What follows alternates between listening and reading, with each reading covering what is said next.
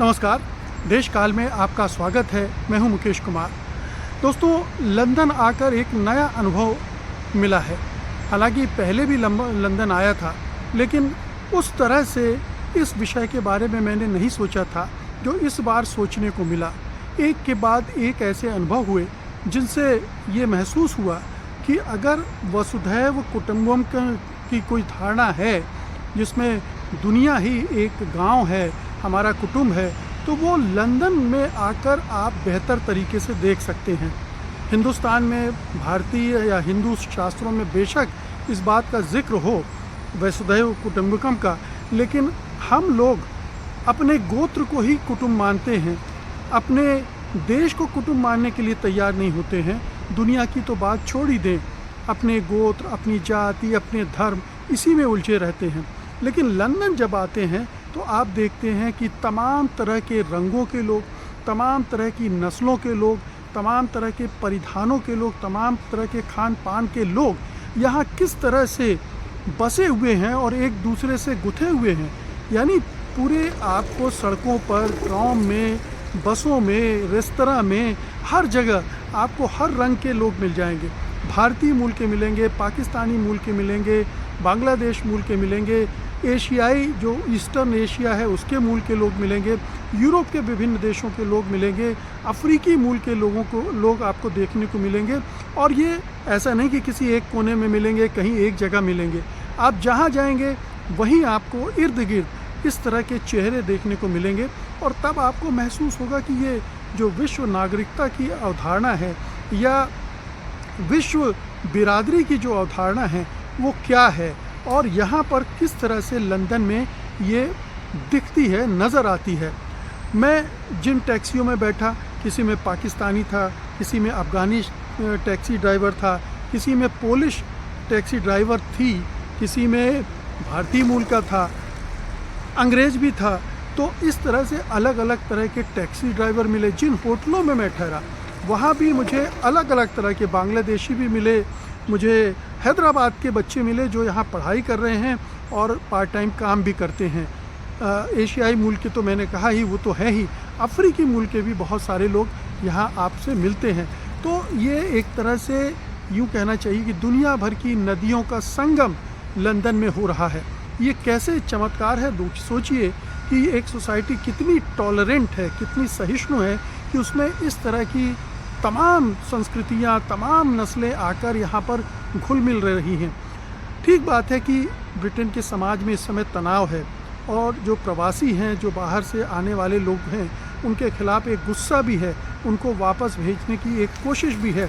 मैं ब्रिटेन के संसद में जब गया था तो मैंने देख रहा था कि इसी मसले पर वहाँ बहस चल रही है और अपोजिशन की जो कंजर्वेटिव पार्टी है वो रूलिंग लेबर पार्टी पर दबाव बनाने की कोशिश कर रही है कि इन्हें निकालो निकालो, खदेड़ो।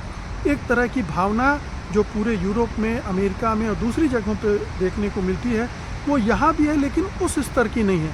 अमेरिका में जिस तरह के हेट क्राइम है, अभी आज ही खबर आई है कि वहाँ किस तरह से एक भारतीय मूल के बच्चे के साथ उत्पीड़न किया गया, उसको सताया गया। इसी तरह से एक जो चिली मूल की महिला थी उसको कैसे पकड़ के ले गए जबकि उसका बच्चा वहीं सड़क पर छूट गया। तो ये तमाम चीज़ें अमेरिका में जिस पैमाने पर हो रही हैं या यूरोप के कुछ और दूसरे देशों में हो रही हैं, वो ब्रिटेन में देखने को नहीं मिलती है। ब्रिटेन में जैसे इन सबको धीरे धीरे करके अपने अंदर जज्ब कर लिया है, अपने अंदर समा लिया है, और ये एक बड़ी दिलचस्प प्रक्रिया है।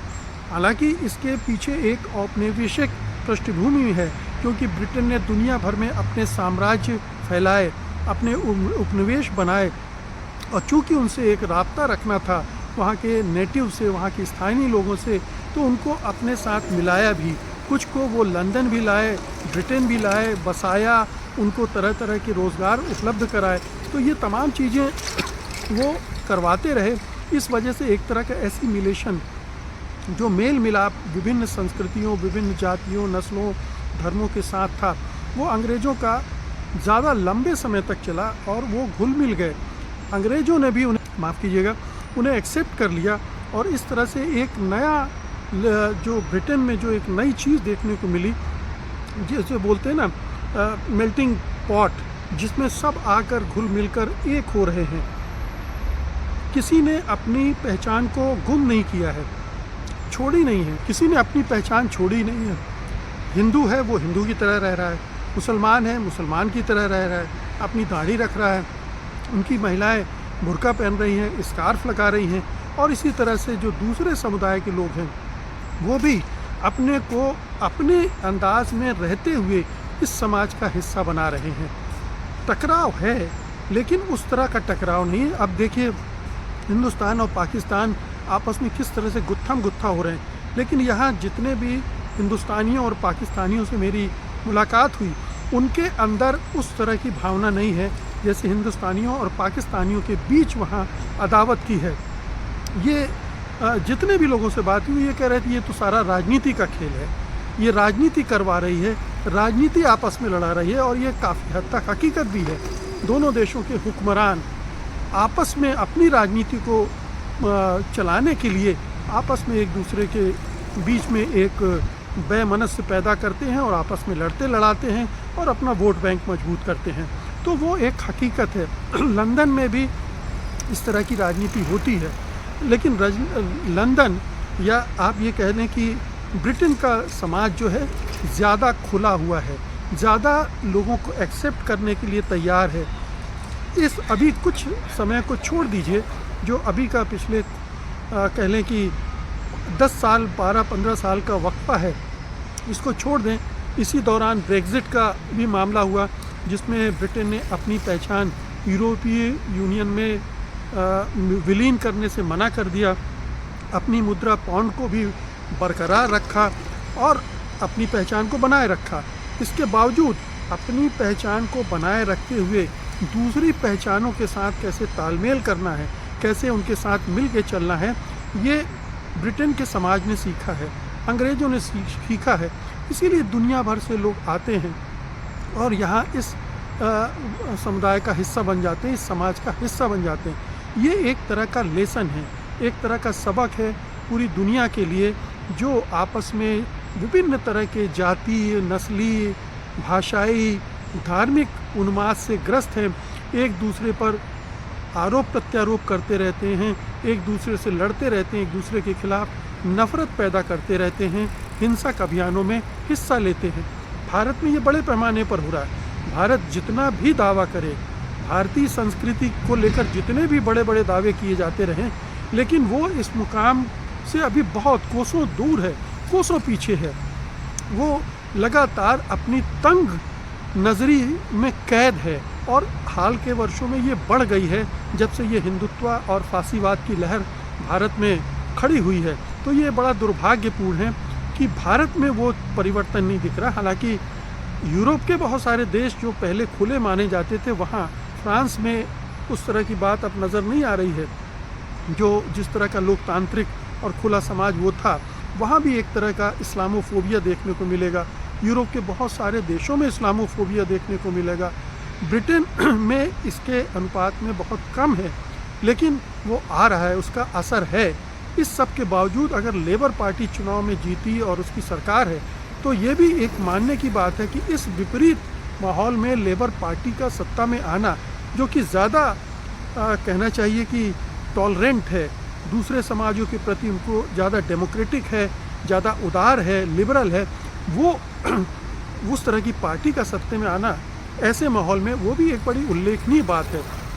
तो कुल मिलाकर कहने का मतलब ये है कि वसुधैव कुटुंबकम का नारा लगाना अलग बात है, लेकिन सचमुच में अपने अंदर वसुधैव कुटुंबकम की भावना पैदा करना और जो वसुधा है उसमें जो विभिन्न मिजाज के, विभिन्न रंग रूप, नस्ल, शक्ल के लोग हैं, उन सब को स्वीकार कर लेना एक दूसरी ही बात है। वो बड़ी बहुत उदार और बहुत महान होने पर ये चीज़ें आ सकती हैं।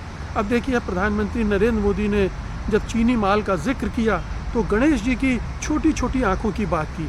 अब छोटी छोटी आँखें ये एक नस्ली कमेंट था, नस्लवादी कमेंट था, क्योंकि पूर्वोत्तर में भी हमारे छोटी आँखों वाले भाई बहन रहते हैं।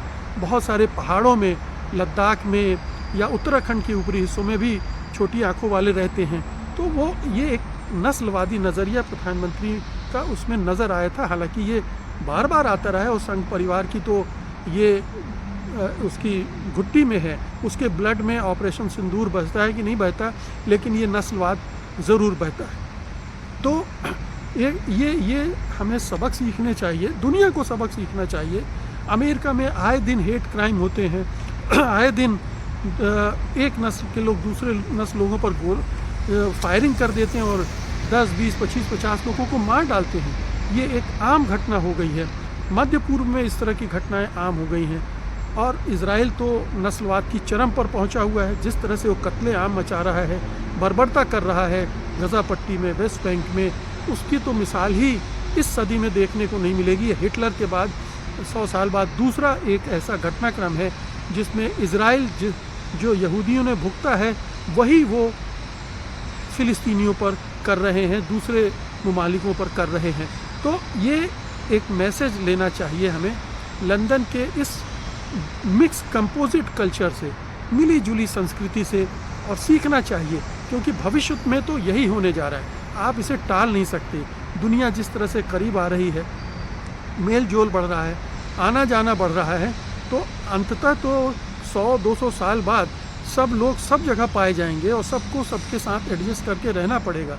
आप अपनी पहचान के बल के नाम पर घटिया राजनीति करके और हिंसा और नफ़रत नहीं फैलाए रख सकते और ये नहीं कह सकते कि ये मुल्क तो हमारा ही है, केवल हमारा है और किसी और का नहीं है। ये चलने वाला नहीं है। कुछ समय के लिए ठीक है कि आप बहुसंख्या में हैं तो अपनी दादागिरी चला सकते हैं, लेकिन ये समाज का नियम नहीं है, प्रकृति का नियम नहीं है। और जिस तरह से मानवीय समाज, मानव समाज आगे बढ़ रहा है, वो इसको स्वीकार नहीं करेगा। आगे चलकर ये सब पलटना है, ये लाजमी है। बहुत बहुत शुक्रिया आपका, धन्यवाद, नमस्कार।